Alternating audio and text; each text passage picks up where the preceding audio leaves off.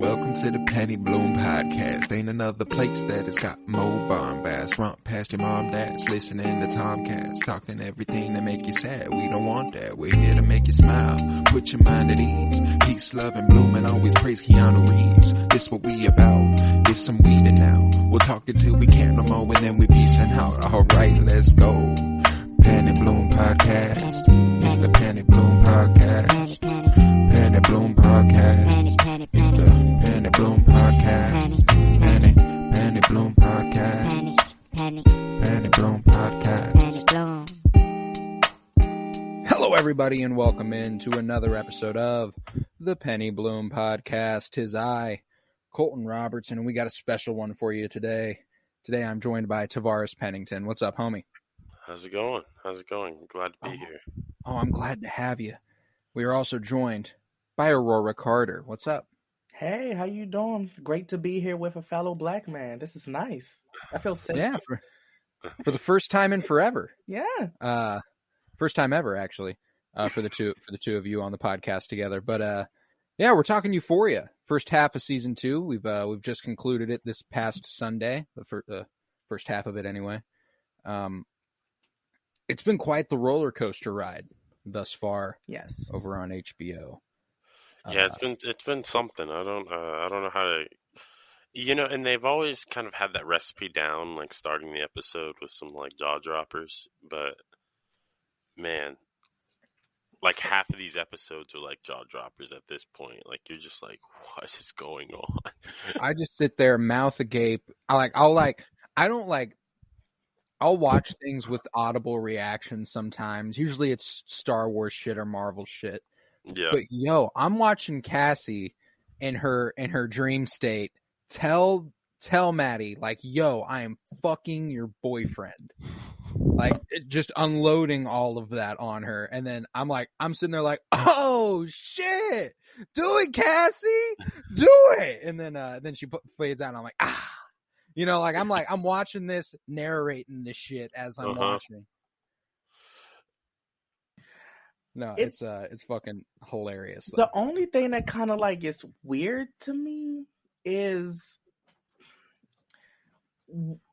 Jules and Nate not even a thing anymore? Like, it's like, cause I'm so weird because it seemed like Nate was actually like invested in Jules and they were just like, we're not doing that.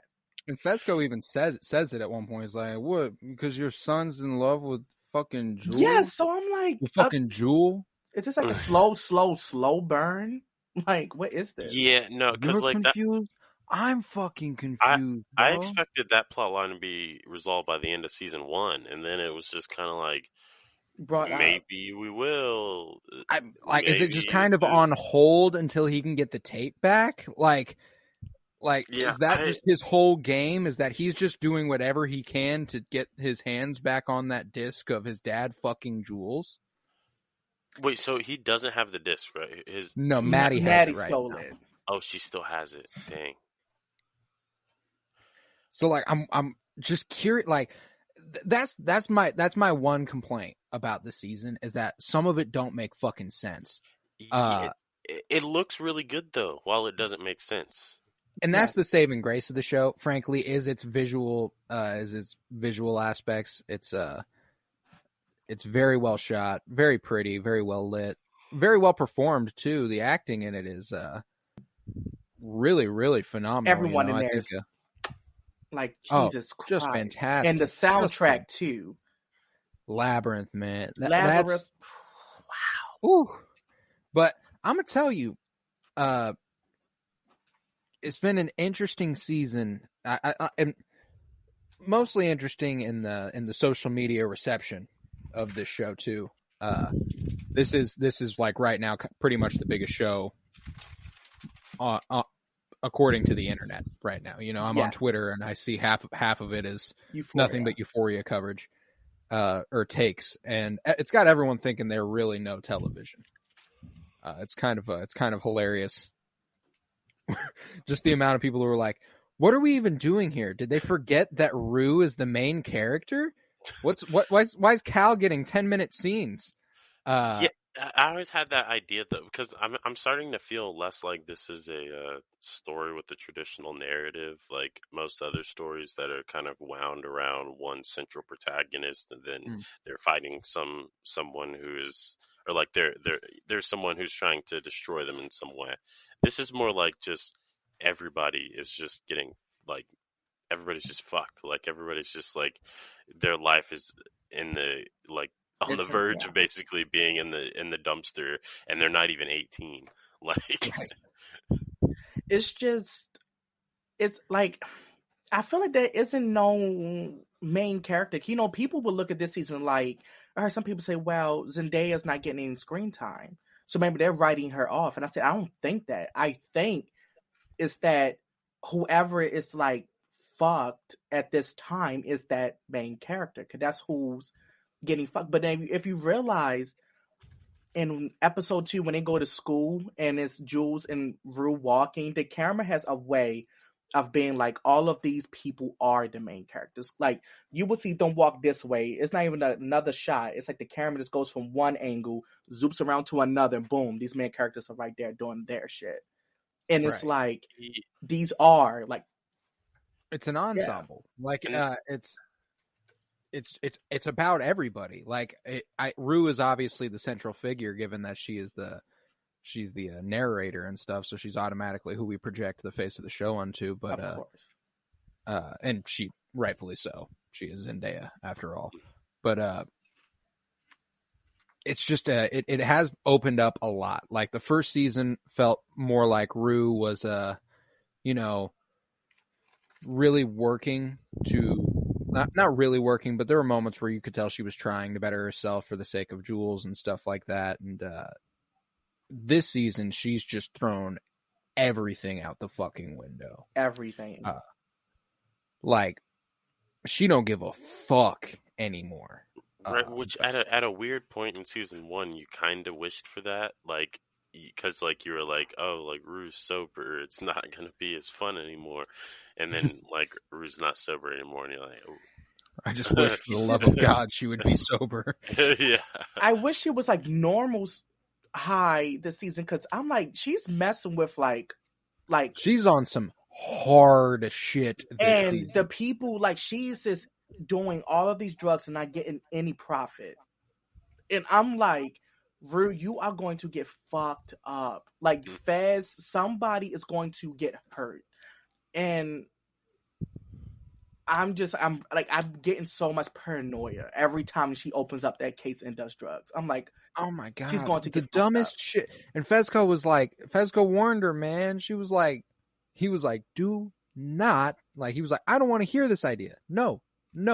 And then she goes ahead and she like, what made Rue think she would ever do that? Like, be able to distribute these drugs and not feel compelled to keep them and do them. That's what I was saying. Like, yo, that's why you are the most self-destructive person that I know, and you're not even real. Like, that's just how I feel. But Jules, I kind of feel like weird about her with the cute boy. What's his name? Elliot, yes. When she was like, do you want to fuck, like Rue and da da da da da da, and then but now you're like, even though I can get it though, cause he's like really charming. But Dominic Fike, that's a Dominic Fike. That's what I was thinking. I kept thinking Omar Apollo for some reason. Dominic. Like, that's not him. Nah, but it's really interesting. At this moment in time, there are straight up 2 characters on the show that I fucked with. Everyone else is kind of terrible in some way, shape, or form. 3. I'll give 3. I fuck with Fezco, obviously. Love him. Yes. Lexi. Fezco's like the least problematic individual in the show, and he's the lifelong drug dealer. Like, right. He just wanted. This man's got a heart of fucking gold. I love him. When they kicked off the season with him beating the shit out of Nate Jacobs, I was like, okay, I'm all the way back in. You know what I'm saying? Like, I'm absolutely ready for whatever's about to happen, because Fezco just beat the shit out of Nate Jacobs. And then we get Ashtray beating the fuck out of Cal. come on. What more did you want in season I 1? love You know what I'm saying? that scene. He's just like, I am so confused. It was just You're like, confused. I'm fucking confused, bro. I love how Fast talks. He is like, Oh, it's the best. Angus he is Cloud. so That man's a chill. legend. But can we talk about when Mouse gave Rue fentanyl? I know that's season last 1, season. but my heart was like, oh God, please don't rape her, please. And then Yeah, that was a nightmare my scene. God. And then I kind of feel like, okay, I'm going to get very explicit, but it's like when you like watch porn and like a favorite celebrity musician that you love and respect is playing in the background and you just can't do it because you love them. That's how I felt when Jules was eating out Zendaya, because I was like I said, I love you. Like, I can't watch that. No, yeah, it was new. You know, I was like, oh, that's a character played by Zendaya getting her pussy ate. Yes. And I know Tom Holland was in her ass. I know he was like, yo. Like, you Yeah, know, he I was was. fucking you up last night with this. Hold up real quick. Let me show you. Let me show No. you. Yeah, they No. keep taking it. It's kind of telling though online. Like if you look at how many people are just having common discourse about not watching Euphoria because they show so many like dicks. Like you're like they're like I've seen stuff where it's like, hey, the ratio just ain't right. You know, it's like I'm like this makes little sense. You understand, because it's like if it was just like a normal show and had a bunch of naked women, if it was like Game of Thrones, nobody would really care. Right. No, yeah. Like, I mean, Cal had a whole 10-minute fucking monologue last episode, and his dick was hanging out of Holy his pants shit. the That entire was time. hilarious. You know what? I didn't even realize his dick was out till they said it. I'm going to be Yeah. honest. I swear to God, was like, his dick is out. I swear to God, I was not looking for that. And like a side note, first of all, that scene, even though it was like hilarious, but like it was so fucking powerful. Like it was over it. devastating. It was funny. It was so well acted. That was his best scene far and away. And frankly, it was the best Cal moment in the entire show so far. Frank, just because you know Nate fucking sucks, and obviously that's Cal's fault. But I mean, in part. But like it's Cal just clearly resented these people and was like, you know what, fuck this, I'm done.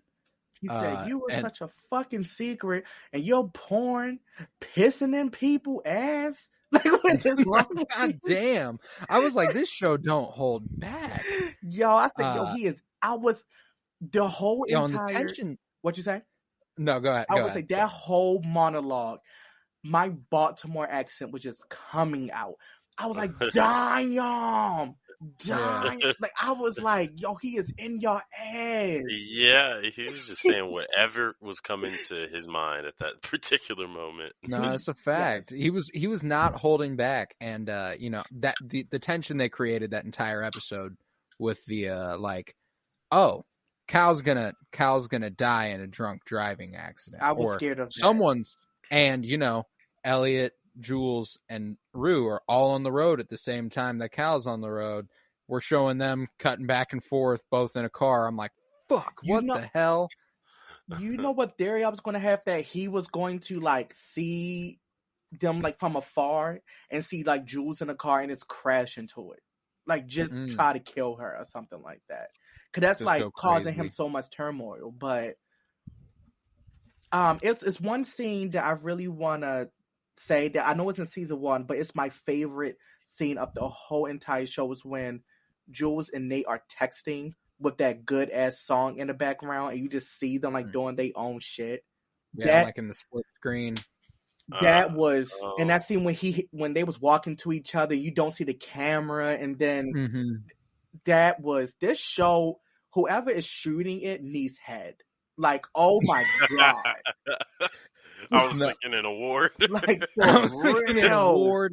I'm just gonna be like, you know what? Sit back, because it's like, nah. That's the obvious for me. The big headline about the show is just how beautiful it looks, how well it goes with the music. They've certainly created that feeling. you know, when you're watching Euphoria. It's I just can't believe it's a show that I come back to every week. I'm intrigued by its market. Like, it's because, like, think about pitching this. It's like it's a movie about teenagers, but not for teenagers. So it's like we're trying to depict a modern experience that people, for the most part, who are going to watch it we're not really in the midst of, because it's modern high school, right? Like, those Right. people are in high school. Yet it still connects for some reason with audiences, even though it's not. It's extremely dramatized, and it's not. I guess marketed to who is portrayed on it. Yeah, you know, it's really interesting, like, because it occupies that 8:00 Sunday nights on HBO. That's the slot for HBO. That's what Game of Thrones was on. That's what The Sopranos was on. All the greatest shows of all time for HBO were right there.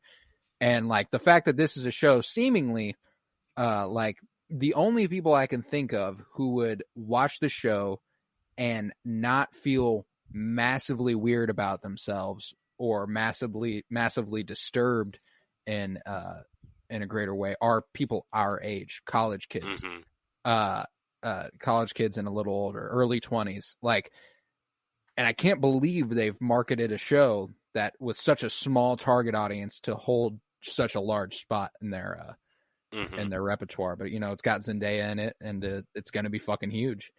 And it is really interesting because I can't imagine enjoying watching this show and being 30. Yeah, no, I mean, I couldn't, but also maybe I could. Maybe it's like reliving the glory days. Well, I think we could, because we went to high school in roughly a era like this. Yeah. Like a 30-year-old right now, or like 40-year-old right now, even. Like there's no way they're enjoying it. My grandmother, who way. is 63, is in love with this show. No shit. Really? She is like this. She says, like, actually, my grandfather's into it. My mom, who's almost 40, and my grandmother's into it. Because they all kind of said similar things. This kind of shows what's happening, like, right now. And, like, it gives, like, maybe parents, like, to see, like, how high school maybe is affecting their kids. Not dramatically like this, maybe, like a Nate motherfucker, but to be like, no, oh, yeah. It is interesting. We've talked about this in our vast Euphoria coverage. You know, it's like a microcosm of every problem in every high school across the nation condensed into one high school, and therefore it is very dramatized and very chaotic, and that's like the entire point.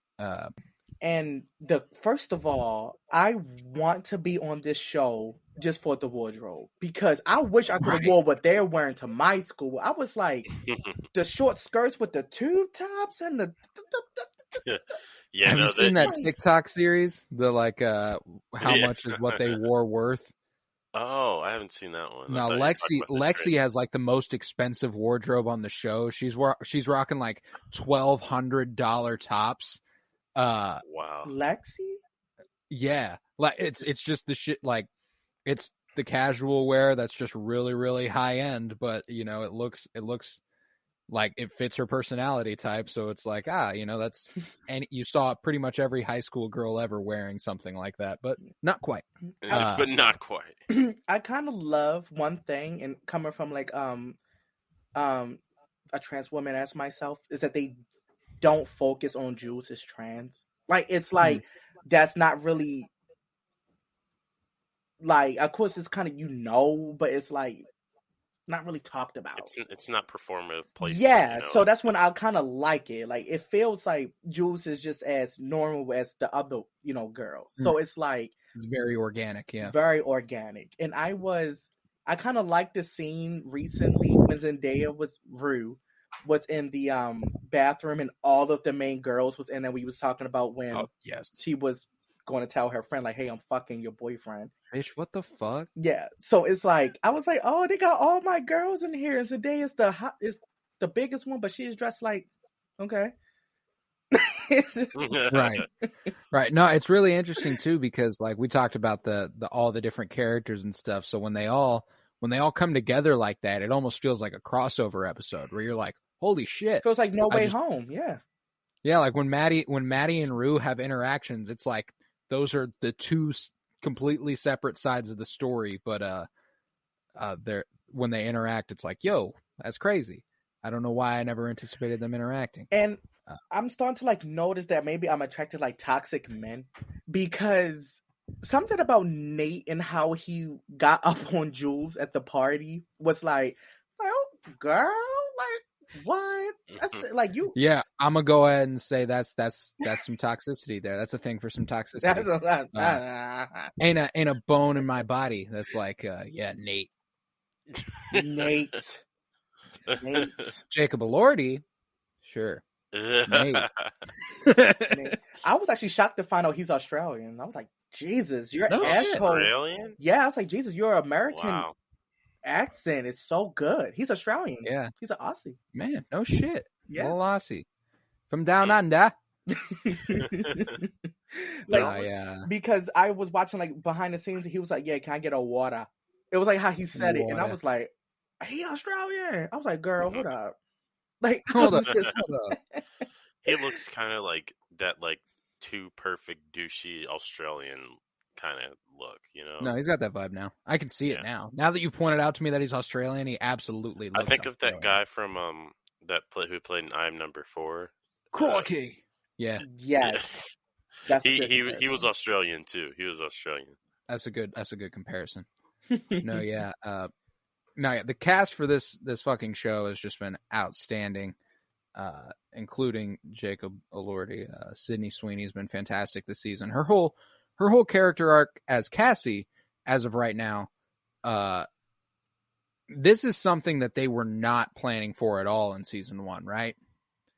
Like, I didn't get that vibe. I didn't get that vibe at all coming into season 2 that Nate and Cassie were headed towards any sort of consortment. I hate that so bad, so much. I hate it. It's terrible. It's Like so It's a fucking terrible dumb. aspect of the story. it does not need to be happening.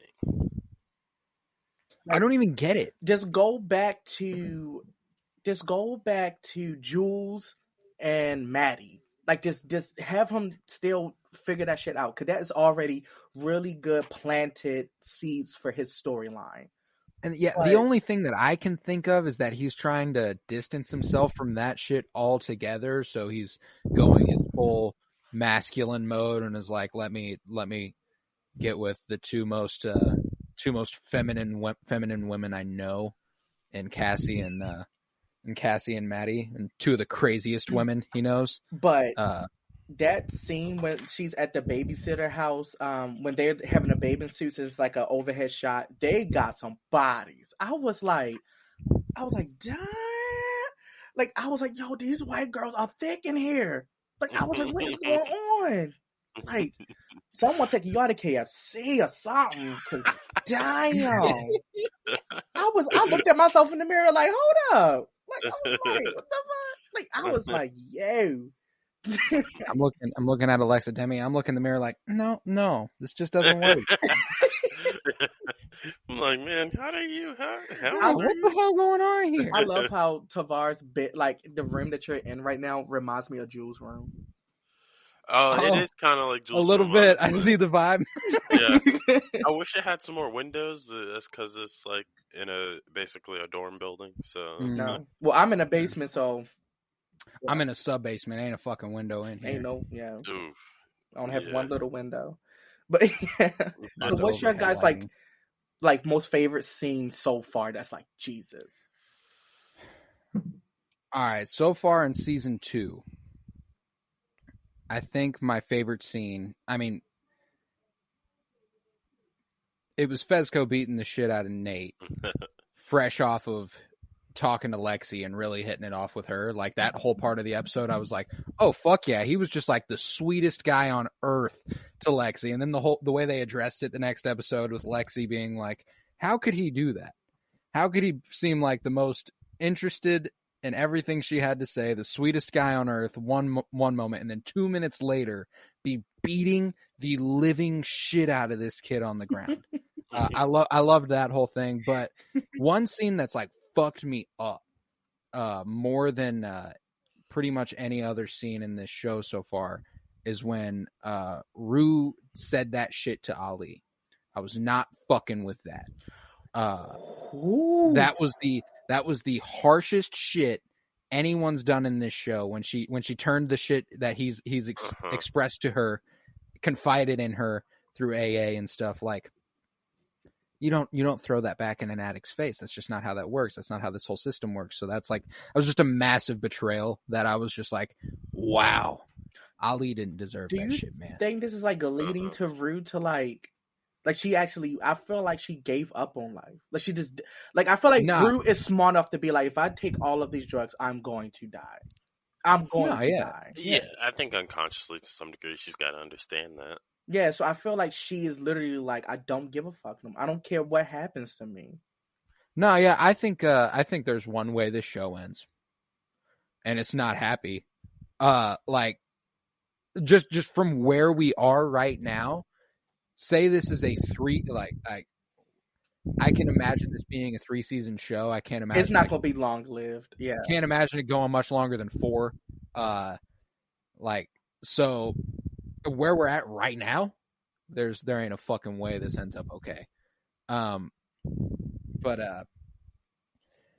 Yeah, Rue's just been really, really, really fucking up, and it's been upsetting. Rue has been pretty. I just think she's at a point where this relationship with Jules is sort of consuming her, like, or has consumed her. Like, it was kind of consuming her over the course of season 1, but now it's like totally consumed her. Now it's like it chewed her up and spit her out. Yeah. And like she doesn't really know how to. I don't know. They have a very complex relationship. It seems very interesting and prone to just like shit happening that's probably going to hurt both of their feelings. Yeah. I don't think anything. I mean, and I like Dominic Fike. I cannot fucking stand Elliot. And I cannot fucking stand his whole part of the story. He's just a, like, critically underdeveloped character, just there to reap chaos on their lives. Like, he's just there to enter, fuck shit up, and leave. Yeah, pretty much. Like,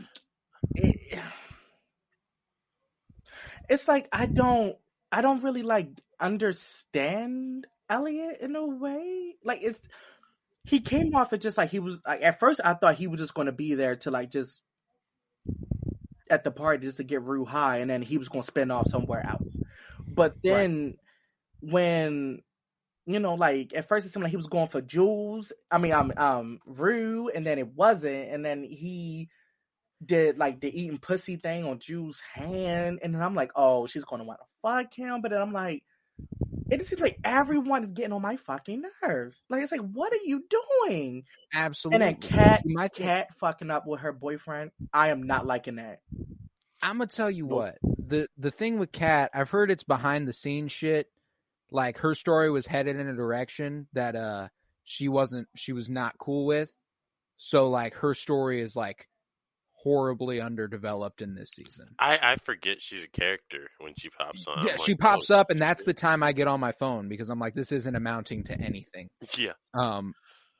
Like, she's gonna break up with this dude. I can't believe we haven't done that in 4 fucking episodes. That's all that's been in that storyline is her thinking about breaking up with this guy and being unhappy with him. Yeah. That one scene that she had though, where like all the like model types and influencer types were like manifesting in her imagination, and we're like, come on, you just got to be confident. Confidence is sexy, you know. Like I was like, that scene was really good. I liked that scene. That was a good ass scene. Yeah, like anyone who's ever had any sort of body image problems was probably like, yeah, that's like exactly what that's like. But it was just other than that, she hasn't had a scene that's been like, or even her story in season 1, which was, I mean, not amongst my favorite stories in the first season, but like was way better than what she's working with so far in this season. Like, she's taken a backseat big time so far. I'm just waiting to see which of the main characters die. Like, someone is going to die. I feel like Rue is going to die, but I'm waiting for like I someone. think Rue dies to end the show, though. You know, like I since Fezco was like supposed to die at the end of season They never 1. resolved that. Like, they literally never. No, they just skipped right over that. They were like, yeah, he made it out. He's fine. Yeah. Like, they left us on a cliffhanger at the end of season 1 where I was like, is he going to make it out of that fucking house? Yeah. For real. And like, then, what the fuck happened? And then they just pick it up like, yeah. Well, he did. wasn't that like a large gap? Apparently. Oh, sorry. Oh, yeah, no, go ahead. I was saying, like, isn't there a large like film gap between 1 and 2? Oh yeah, they I think that COVID probably prevented them from doing a lot of the season stuff. 1 come out in 2019 or 2020? Yeah, came out in 2019. They were gonna come out with season 2 in 2020, and then it got delayed. Yeah, so it's like they like, oh no, we just getting rid of all this shit. Nah, because they pick up the story with and it's not even in the first episode of the season, I don't think, but where they're giving the money that they got from that robbery to Mouse, and Ashtray kills him in that moment. I'm pretty sure. I can't remember if they ended up giving him the money or if they were like if they came up short, like they didn't end up getting it. They should have wrapped that up. It was it was just really vague. Yeah. And that's where like I kind of feel like what you were saying about like Nate with Jules. Like that's when like both of you guys said something about that, and I was like, yeah, I feel like the writers is trying to be like, all right, that's done. That's done. We want Jules with like Elliot. We want her to have like her own thing. But then it's like, why bring it up again? Because like it's so weird because I'm in this like trans group on this group chat on my Facebook page, and we all talk about Euphoria and Nate, and it's be like, haven't we all like met like 5 or more Nates in like our life? And it's so much like that. And then like, because I kind of feel like Nate actually did like Jules, but when she rejected him, he was like, oh no, now I'm going to do fucked up shit to you. Mm-hmm. Because like I can tell just how he was doing things, like the symbolism when he was shot, when he was that they shot in episode 3 when he was texting Jules, just him like smiling under the covers.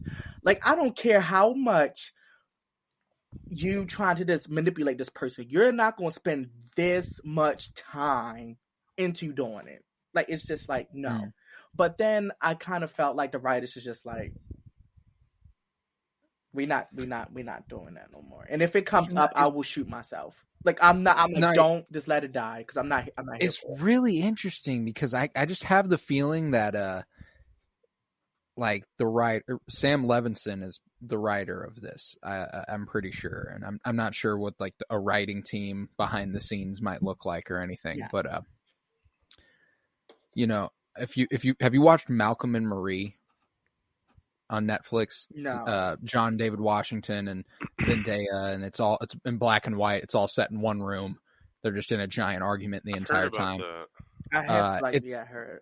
It's an interesting movie, but it's dreadfully boring. It's like, god damn. Like, it's well performed and well acted, but it's like, god damn, this just couldn't. And I feel like he kind of isn't the greatest writer. He's got good ideas, and then like he doesn't know how to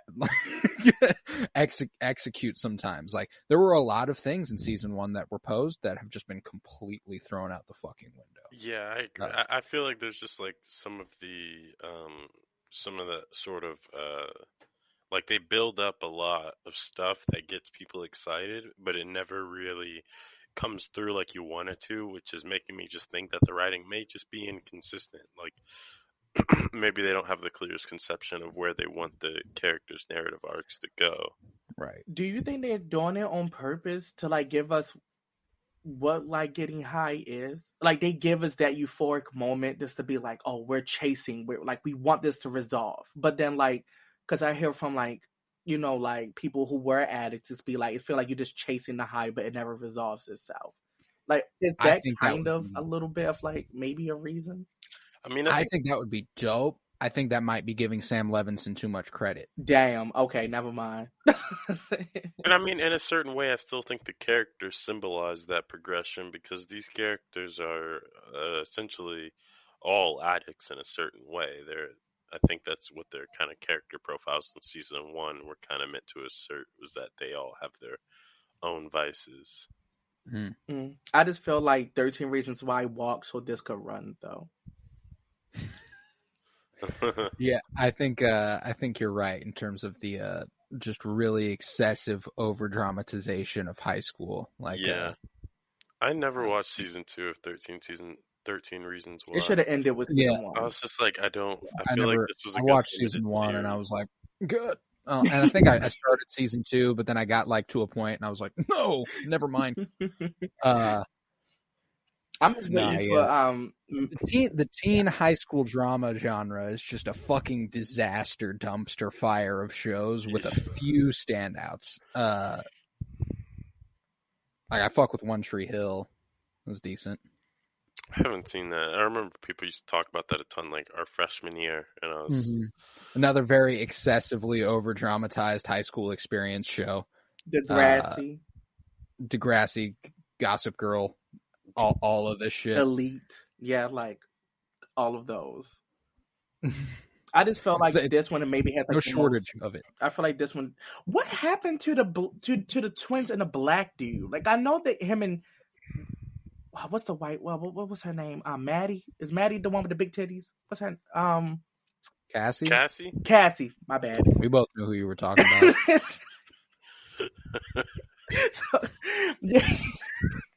Like I know her and the football guy broke up, but what happened to him? Is he just not? He didn't want to. No, yeah, they were like, I don't know.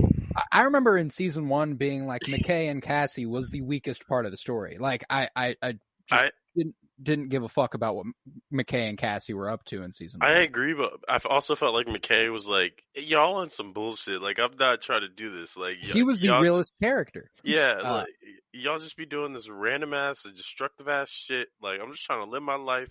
Like, maybe that's why he's not in it anymore. McKay, because if he was around, he would just be like, no. Yeah. McKay is like.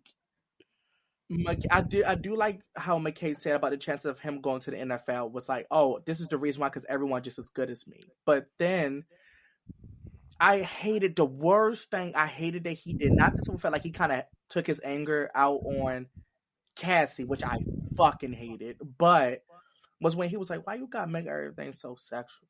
I'm trying to have a conversation with you. And then, extra for news, I was like, me and my sister got on the phone, and then we was like, you know how many fuck dudes we had that was like that?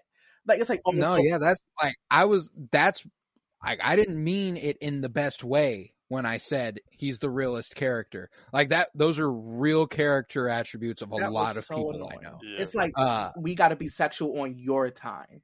It's on your time. Yeah. That was the shitty, like, that was the shittiest. That was one of the shittiest things, if not the shittiest thing that he did in season 1. Because I remember, you just don't shame like you're not supposed to shame people for expressing their sexuality. I don't think. Yeah, it's kind of don't kink shame. Shitty. Don't kink shame. You mad at me because these boys that pledges all like most frat boys do. They dry humped you, and you gonna hate fuck me? Like it's like. They dry humped you, acting like they actually put their dick inside you. What do you calm down? They're not raped. I thought they did. I thought they did too, but like that's when I kind of saw that as kind of like over dramatic because I'm like, don't most frats kind of like do dumb shit like that? Like, I don't know. That was extreme. No, I completely blocked that out from season 1. I completely forgot it until you just brought it up. That was kind of the first thing I thought about. I was like, he did get like just like sexually assaulted. Kind of.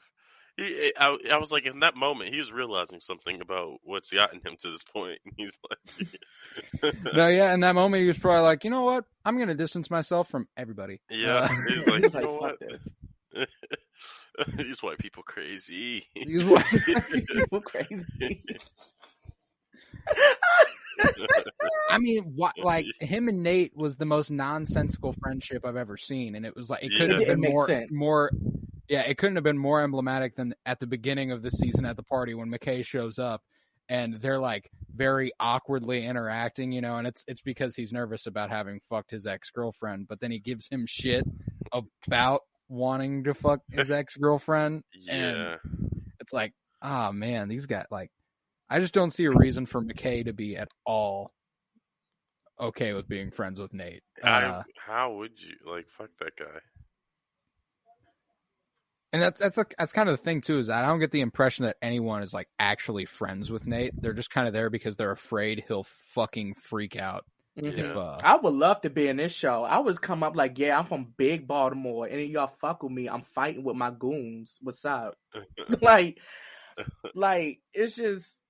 But Nate is like such a sociopath, but he is so fucking cryptic and smart. Like he is though. That's what's so scary about him.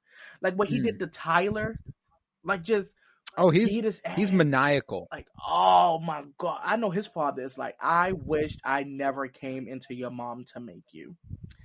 And it's like who the fuck? Like who? He was like, the fact that Cal said like, I don't have any regrets. I regret one thing, and he just like points at Nate. You. Like, god damn. Like, I think it's interesting because I think the context of that is obviously him being like, I regret that my double life has created the person you are, but he's so fucked up and in the moment that he just goes, I regret you. That's gotta fucking hurt. That's gotta sting. I know it did, but I felt like Nate is such a sociopath. He just is like, okay, well, fuck you, Dad. Like it's just like, like I don't give a fuck about you, but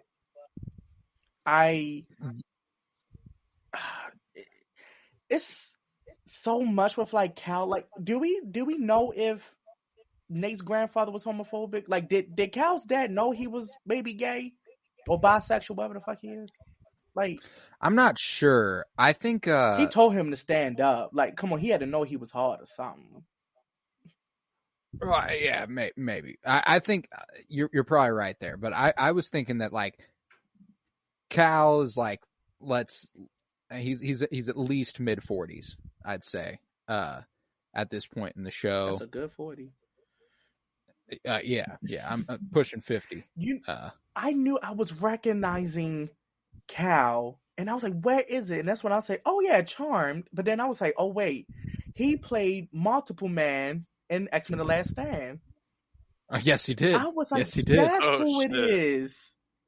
He's also McSteamy in Grey's Anatomy. Yep. If you Mark Sloan. Yeah, can you know who I was? Have any of y'all seen the movie Love, Simon?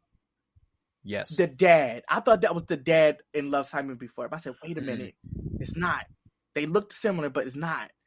And then I was like, oh yeah, that's Multiple Man. But that's not one weak actor in the show so far, to me. No, absolutely. Even Ash, like his face acting, it's like, is Ash the little... Ash is fucking awesome. Yeah. He would just like, shut the fuck up. Like he's just like, this little boy kind of gangster, little Chucky. Now that's where I'm gonna go. If there is any character who it's gonna hurt like a motherfucker that will not cost a ton of story, Ashtray. It's Ashtray. Yeah. Ashtray is gonna die. And it's going to be tragic because it's going to be a kid who died, and Fezco's going to feel like it was his fault, and it's just going to be a whole fucking Fezco thing. getting fucked over again. That seems like he's fodder at that point. Like they're just like, oh, we need something emotional to happen. So it's like he's a scapegoat for that. Yeah. Yeah. No, and don't get me wrong. I don't think it would be good writing, but I can see it being Sam Levitt. Like I could see that happening. Like, what if he just comes into, because the gang member knows that he's affiliated with Rue, he comes home calling Ash, and Ash is dead in the room on his body of his dead grandmother with just gunshot wounds. Like, I would just be like, yeah, what the fuck? Like, I would feel so bad. I would have to call the studio and be like, HBO, like, why the fuck did y'all do that? Like, no, yeah, I think it, and like if they really wanted to pack that punch and be like, this one's gonna hurt, they just go ahead and end up killing Fezco, even though everyone likes him. Like, and I don't think that's the case either. I'm so happy that the best thing Elliot has said was like, yeah, you're a weird ass trans girl that wears a binder. Like, I did. Because I was like, because I was always looking at Jules, be like, you look funny. Something seemed like it's missing, and I didn't know it was her titties because she's keeping the binder on to keep them away. And I was like, oh, that's what it is. That's what it is. She's missing the mommy milkers. Okay. But I got another question. Okay. Just because this last episode, it really made me go, y'all still ain't saying shit. We got a whole 10-minute fucking monologue, him pouring his fucking heart out, all of this, expressing his entire disdain for this family. Who the fuck is the third kid in the family photo? Exactly. Who is and I mean, like, I expect it's just a younger sibling who tragically died at a young age. And we'll eventually get there. But, like, what if it's not? The fact that there's so much mystery there makes me like, and this was dismissed earlier this season when we see that Ashtray's been there since he was birthed. But I was like, for a little bit there, I was like, is it Ashtray? That'd be fucking crazy. What is the girl with like the real like 4 lips? What's her name? The plastic surgery lips, the high girl that lives with Fez. Oh, yeah. I can't remember her name, but I liked it. It was like, so you're in your fun, fuck this girl together or something. Like, it's like you just sound like fucking weird. Like, I like that, and I think it's funny that in those moments too, Cal didn't like. Cal was just like, "Fuck," like the fact that y'all would even think it's a possibility is indicative of the job I've done as a parent. Like he was just like, God damn, man, y'all think that I would fuck a woman with my son? Like, that's like a believable thing to them. Like that was like, well, you guys must fuck people together. Like, it's just like so crazy. I'm fucking confused, bro. I am. He said, "You're confused." Like, I would have been like, so. It's just, but oh my god, his family is so fucked up. Like, oh my! I'm sorry, I just remembered when Cal was like staking out Fezco's place and like it completely fucking failed. Like Ashtray just like ran up on him like, you got to do better than that, bro. Like, come on, get out the car, get inside. Ashtray just go fucking hard. That is the hardest kid I know. Oh, he murdered a motherfucker with a hammer. Like, you saw how when smacked him upside the head. Cal was just in a grocery store and he was just like, he just like, yeah, I'm at to blow the shit out of his brains. Like, it's like, you better die. Like, it's just so fucking great. This Ashtray go hard. No, yeah, and that's what scares me though. Like, that's part of the reason that I think we say goodbye to Ashtray at some point. He's very quick to action. And at some point, that's going to bite him in the ass. I think there's a reason they showed us him murdering Mouse without even consulting Fezco or anything. He's the one who's got the gun in people's faces a lot of the time. Like, it's just it smells bad. Smells bad.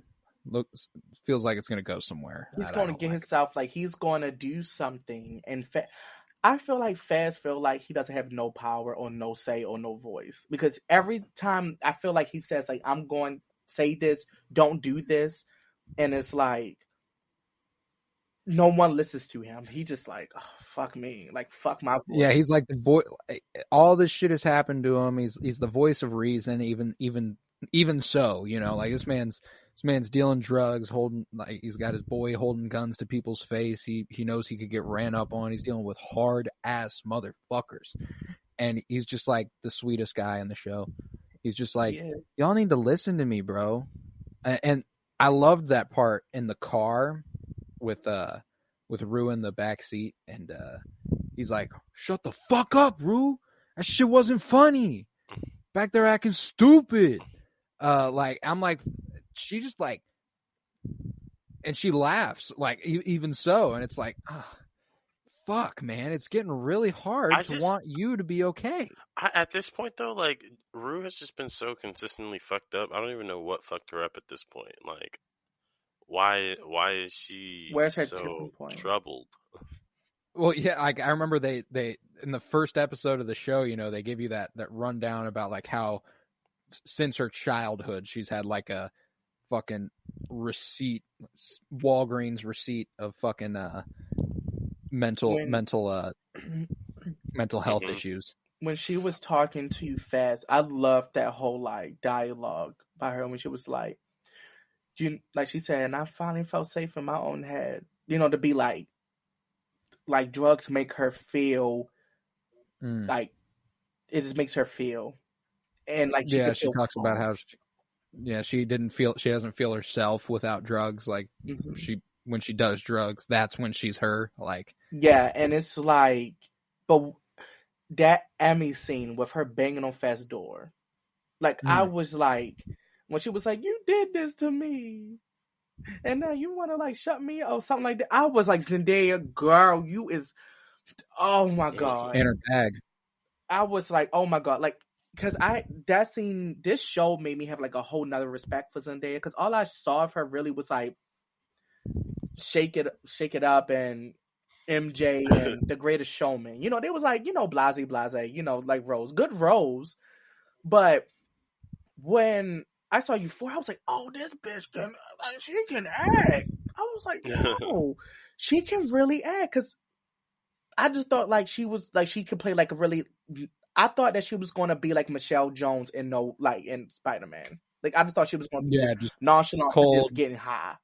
But no, that's like such a layer. Like, oh my god, she deserves that Emmy. She deserved it. Yeah, she certainly did. Damn, Tom Holland's a lucky man. Yeah, and apparently, rumor has it, we'll get a little Tom Holland cameo at some point in season 2 of Euphoria, because he was on set all the fucking time. Yes. But one of those boyfriends. He's like, I'll come to work with you. It's fine. Yeah, it's fine. She's like, okay. I feel like they're gonna have like a Jay-Z Beyonce type relationship, that she's gonna like be like a little bit more on like top, and like she just brings him along just to be like, hey. No, it's crazy. Like in both of those scenarios, that like you got Jay-Z, one of the biggest rappers of all time, and is still obviously not the one in that relationship. Meanwhile, you got Tom Holland, who is like Spider-Man, like, oh god, oh fuck, but he's still not the one in that relationship because he's with Zendaya. Right, that's a good comparison. Like, it's like, listen, Jay, we gonna call it our joint tour, but you know it's just me. People come for me. You do your 1-2 step, then you go somewhere. Zendaya's like, all right, I'm going to smoke this weed. You come on. You might be a police officer or something, the newspaper boy, and then you get off. Like, it's like, but, yeah. So what the fuck y'all think going on in that last scene in the last episode? She is tripping. Like, she is on big hallucinogenics. Like, I think she's just fucked. She's just tripping her ass off. What was going on? I forgot. She walks into that church with Labyrinth singing at the end of it. Oh, yeah. I don't know. And she's like imagining it as her dad and his old red jacket that she wore all season 1, but it's Labyrinth in that red suit, and it keeps going back and forth between that, and it's just like, and the narration at one point switches from Rue to Jules, which like I was like, I don't like that. What's that mean? Because, I mean, if our narrator, dies, they stop narrating, I assume. But, like, I just don't know what the fuck was going on there, and I hope it's addressed. But then they like pulled out of it, and she was just standing in that room dancing by herself, imagining she was doing that. Do you think Rue? I mean, you think Rue feels? I felt like that was like, I felt like that was a scene for her to to feel everything that she is feeling. Like, I feel like she wants to be saved. Like, I feel like that was all symbolism of her just being like, I want someone to save me. I want someone to hold me. I wish I didn't disappoint everybody. I wish I wasn't me. And Right. I really, like, that scene actually comes out, like, kind of sad, because I watched it, like, 3 times, literally. When I first saw it, I rewound it, did it again, and then did it. I was like, hold up, because this is, like, a confusing-ish scene. So that's when I was like, I feel like Rue is the drugs are allowing her to, like, be like, all right, let me get fucked up enough so I can visualize or hallucinate what I want to hallucinate. Like, just to be like, maybe I'm not as strong as I thought. I'm just fucking weak.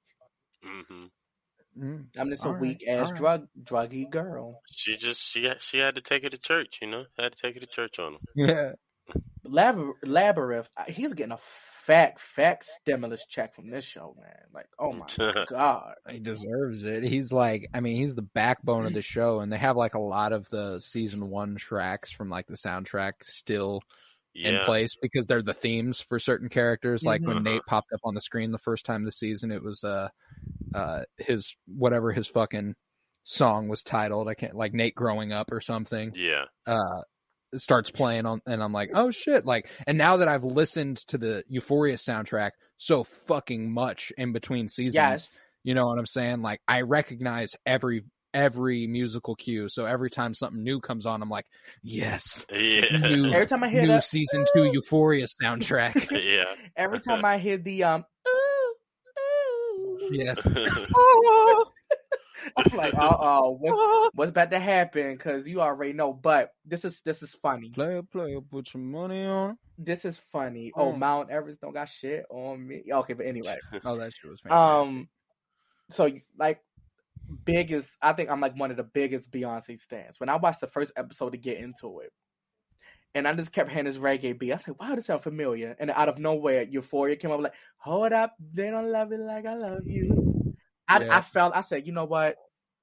Yeah. I said, they got that music budget. Yeah. If you've got a Beyonce song in your show, and then not just a Beyonce song, another they had "Hit 'Em Up" by Tupac.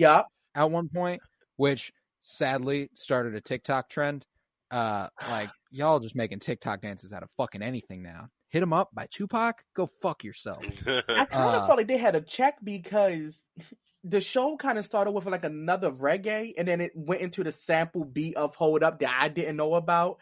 And I said, "Oh, y'all had a check if y'all kind of exposed that "Hold Up" was a sample beat. This is a check." I think there's a Biggie song in that episode too. Like it's this crazy. Soundtrack Sometimes is phenomenal. And I will say, sometimes this show seems very self-relating. I think there are a lot of moments in this show where like it knows, like generally what you're here for in terms of soundtrack and visuals, and they just go on these like 5-minute montages every episode where it's like, let's just give you a bunch of that for a little bit. And like there was that one where like there was a shot earlier in the season, I think was a cross, like the outline of a cross, and Cassie was like walking upstairs, and the light shined from one shoulder and it crossed all the way across her face as she walked up the stairs. And it was just like, I was like, oh my god, that was fucking beautiful. Yes. Oh wow. Like this show can be shot on a like how they shoot it. This show can be shot on a fucking iPhone, but like the way they can like just have like certain angles and shit. I'm like, yo, what the fuck? Like, it's just this show was like amazing, but a character that don't get a lot of screen time and has like the weakest storyline this season, Kat. I love like how she really was like somewhat owning her shit. I was like, this girl's actually really fucking hot. Like when she went to the store and owning her sexuality and just being like, yes, like I'm a thick girl, but like I want to work it. I was like, I want to like, I wish I looked like you. Like I was like, Jesus Christ. Confidence is sexy. Confidence is sexy, and she owns it. She owns it so much, and I'm just really sad about her boyfriend. That boy is amazing. Like Yeah, he is amazing. But like, I feel like it's pretty like where she found herself by the end of season 1. I think it actually kind of makes sense that this isn't working out. I wish it would just for her sake, but I also think she's explored her sexuality to a point where Ethan's a little boring. Yeah, because she fucked that guy with the big dick at the carnival, so it's like, yeah, right. you know, he probably not hitting it kind of right.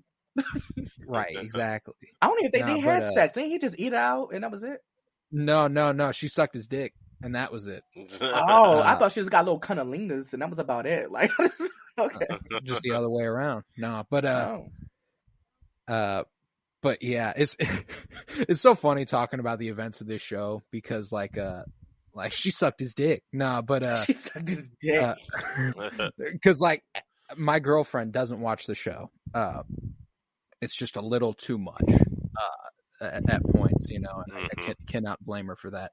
But since it is so dominant on social media, we have discussions about what's happening on Euphoria. She keeps up with it like it is like high school drama that she is reading about like on Twitter, like, and on TikTok. She's hearing about like all the events of the show just because like everyone's fucking talking about it, which is like, it's just so funny keeping up with a show like this and talking about its events because they are semi-real, you know, like you're talking about like, oh dude, did you see that last week? Cat sucked the dude's dick at the carnival. Like, oh, that's fucking crazy.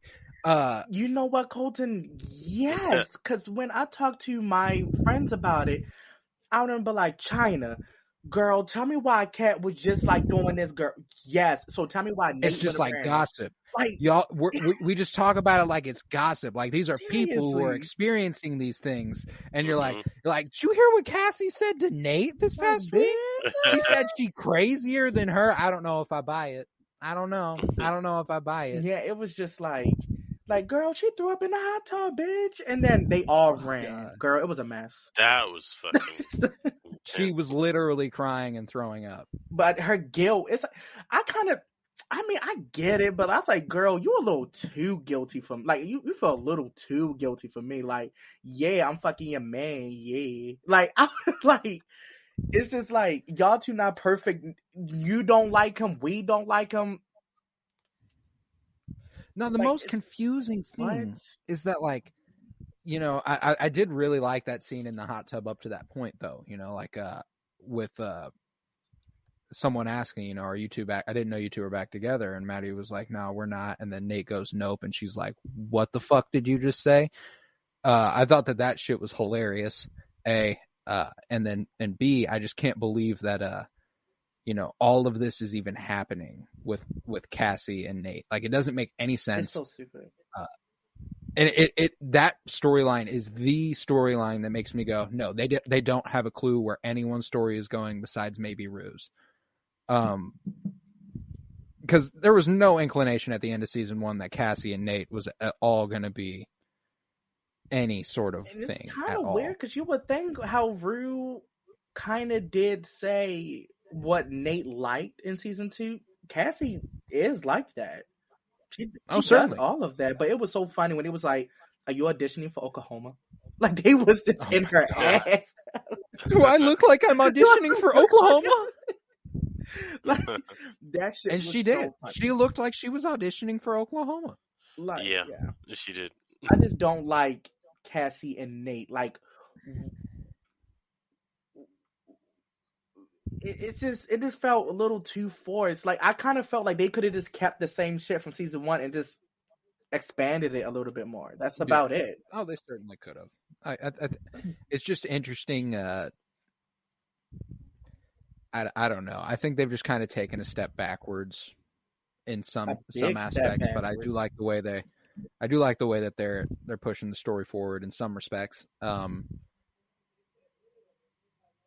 But not a lot, you know. Like, the more we talked through it, the more and more I realized, like, you know, like I've liked a few things that have happened this season, but for the most part, it hasn't been a great season of television. You said it hasn't been? Yeah, like not particularly, I not agree particularly. because like there's a lot of negative reviews after the episode comes out, and I'm just kind of like it doesn't blow me away anymore. Like it's not like oh shit, like this is really like gripping me or anything. It's a show. Yeah. Some interesting. I still care about the characters somewhat, but in general, I don't feel excited about what it's building toward. And I'm kind of mad. I'm like, y'all had all this fucking time. Y'all could have got, like, y'all had all this time to really think and just be like, okay, what are we going to do? And then, no. It was like, nada, we just going to do this. We are going to make Nate and Cassie. I think the biggest thing I don't like is Nate and Cassie. That's the really thing that no shit doubt. out me. Yeah, no doubt. I think that is the big one for me. It's like anytime that part of the show's on, I'm just kind of like, man, this shit again, because it hasn't. What we're 4 episodes later, and what the fuck? They fucked at the party, and now they've kept fucking, and now Maddie and Nate are kind of maybe, and it's like it's just been a giant like, oh god, what the fuck is going on? And that's just kind of what the whole season is. I'm just right waiting now. for like, Maddie oh god, just what the to fuck find is going out, on? and that's Yeah. it. Like the best thing that has came out of that relationship is Nate saying she will want to kill me, but she will kill you. That's the best thing that has come out of that. Was that line? That was it. Like it's just so dumb, and I felt like I really thought Cassie was going to like have like a little bit of more of a character development after all the abortion and McKay. Like I really thought she was going to be like, you know what, fuck this. I don't need no fucking man. Fuck y'all. And then but apparently she's just been left more vulnerable than ever. Yeah. Like which I thought was interesting, and I guess like hopefully we see a rise in character development later. But it's just like I don't know. I just like I didn't see this part of Cassie the entirety of the first season, so it feels like I'm watching a brand new character at times. I just don't feel as if they're exhibiting any development from last season. Like they're all just sort of at the same spot or worse than when we first met them, which makes it feel like there hasn't been any arc that's taken place over the first. No, yeah, and I think because it's a TV show, obviously, that's the job of it. It's supposed to have an arc. The other side of me goes, hey, there's juniors in high school or whatever. Not going to see a ton of development over the course of a couple weeks in high school. I mean, but it is TV. It is TV. But yeah, so I don't have many more thoughts on this first half of the second season of Euphoria. I want to ask a question. If there was like what would y'all have done in season 2? Like y'all was writing it. What would y'all have done to like make the show better? I would have the characters interact with each other more, because I feel like now, like the whole ensemble, they're off doing their own narratives and experiencing the script that way. But if they could experience the script alongside one another more often, it would feel, I think, more set. More, it would feel like they were, like you were seeing their development, or like what might be changing the dynamic. It's like it's always Rue with Jules, and now Elliot, and then Nate with either Cassie or Matt. Cassie. Yeah, and Maddie with Cassie or Nate. And yeah, we were getting a lot more intermingling in season 1. It all feels very separate in season 2, and I do agree. I think that's almost certainly a big part of why this feels like a step back. Like we need another carnival. We need another place where we are all at the same party time. Or carnival or something, a pool party, like something. Because like I'd say the first episode of this season was the best episode so far, for my money. It was. Yeah. And where were we? It was. I agree. We were at a party where everyone was at. What I would have done would have continued the Nate and Jules thing, but follow me. The Nate and Jules thing. But Maddie and Jules would have so much more interactions. So much more. And they could have like kind of exposed Nate a little bit with like, so you did this to Tyler. Like, so what did you do to Tyler? Nate can find out that like how much power Maddie does have over him to believe anything that came out her fucking mouth, and it's like that. I would have really like expressed that in a way, and like that's just what I would have done, because I felt like that would have made it a little bit more better just to have Jules and Cassie really Jules and Maddie. Wait, which one is titties? Which one is not titties? Hold on. Cassie. Maddie is the chick who was with Nate in the first season. Okay. Yeah. Maddie is. I love the fact like I'm like the female in this podcast, because I feel like if another man was being like which one is titties and which one is not, it would just be like, oh god. That's why I went. The woman that Nate dated in the first season was Maddie. Yeah. This is so much fun. But anyway, you get free reign out here. Yeah, of course. Like I just really wish like it was them three: Jules, Maddie, Nate. Like I've really felt like if that was such a more developed thing, that would have been like shit. That would have been amazing. Like just imagine somehow, some way they all in Nate's bed.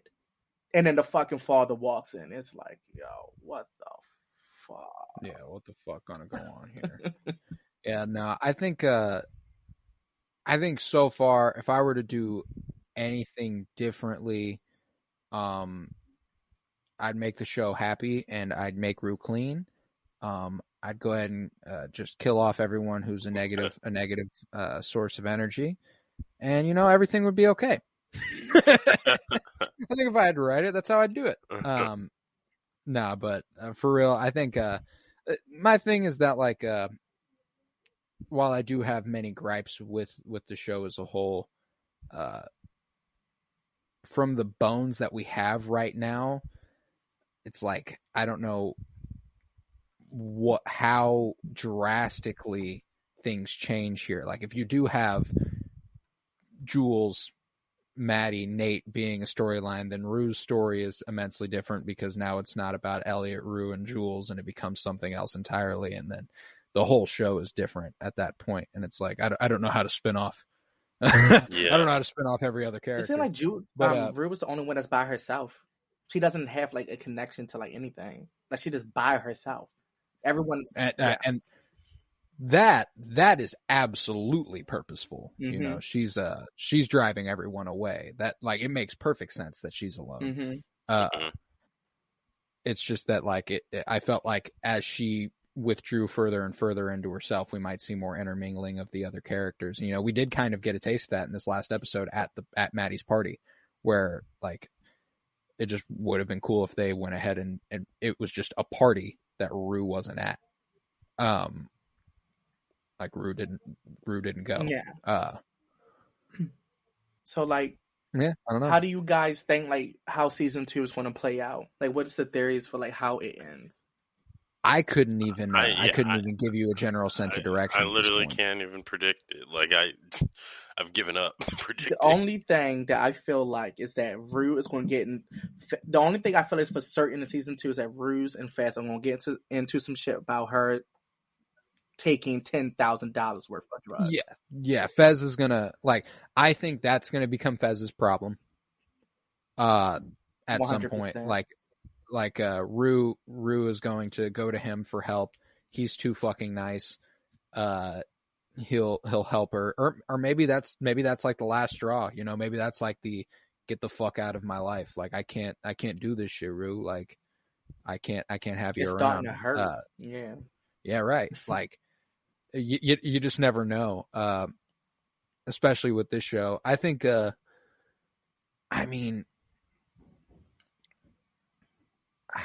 it's so for a really long time I thought Cal was gonna die, but I don't think Cal dies anymore. Not after this last episode. I feel like he might leave the show. Oh man, not his character, but I feel like his character's like not going to really be here that much anymore. I think they'll figure out a way to tether him to this drama, especially with that tape still being out there. Like there's some way he's going to stay involved. And he's always played a pretty central role for some reason. I'm not entirely sure what that reason is. All right, then I'm gonna go ahead. That's like I'm going Maddie finds out. That's a powder keg. That's just obvious that Maddie finds out about Nate and Cassie. And then, in retaliation, bringing Cal back into the show, she goes ahead and acts on having that disc of him and Jules as retaliation against Nate. It's just so. I also realized that Cal's the only adult that's like in this shit with these teenagers. That's because he fucked one. That's because I put my dick in this one teenager. Like, he was scared shitless when Jules came up to him at the carnival. He was like, "Oh my god." That shit was rough. Yeah. I'm gonna be like, "Hi, this is free, by the way." I will say also, Nate is obviously still a massive piece of shit, but they went they went much harder on Nate being truly evil in season 1. They did. Same with Cal. They've distanced themselves a little bit from anyone being like evil, having like purely bad intentions. It seems like they've kind of found a way to at least attempt to humanize everybody. And like, there was a good interview with the guy who plays Cal. I can't remember his name right now. But he says something along the lines of like the backstory they give on him of him being younger. Like, and this was a perfect way to put it, is that it's not an excuse for his actions, but it might shed a little light on why he is the way he is. And I was like, it absolutely did. Like, I officially feel like I understand Cal's pretty much whole fucking thing now. Yeah. And I don't think he's excused, like he shouldn't have done most of the shit he's done, but doesn't change the fact that it has become more understandable. Right. Okay, well, that's it for me on Euphoria. So yeah, I don't got shit else either. Tavarus? No, I think we covered it. Yeah, all in all, like, I enjoy watching it week to week, but still not fantastic. I just like being entertained. But yeah, with that, this was the Penny Bloom podcast. 'Twas I, Colton Robertson. I was joined by the magnificent Tavarus Pennington. Thank you very much. Of course. Yeah, And the wonderful Aurora Carter. Thank you. Thank you for having me. Yeah. Of course. And if you would, head to patreon.com/CoroBloom, where you'll find well over 22 hours of exclusive content at this point. A bunch of artwork I post up over there. It's wonderful. Head to Twitter, follow @PennyBloomPod, follow on Instagram @PennyBloomPodcast. Keep up with us on the Book of Boba Fett coverage week to week. We only got 2 episodes left. Check out every Friday we're covering a movie from every fucking year, 1970 through 2022. Every Friday, be there. And remember, peace, love, and bloom. You're confused, bro? I'm fucking confused, bro.